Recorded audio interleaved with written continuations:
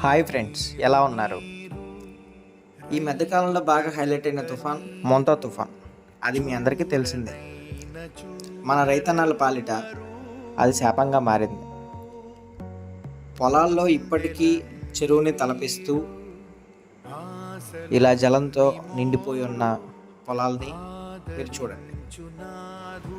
And అలాగే ఈ మోంతా తుఫాన్ వల్ల 8 లక్షల ప్రజలు, అంటే 1.8 మిలియన్ మంది ప్రజలు, 249కి పైగా మండలాలు, 48 పైగా నగరాలు, 1434 వరకు పల్లెటూర్లు మొత్తం మునిగినట్లు మనకు ఒక సర్వేలో తెలిపారు.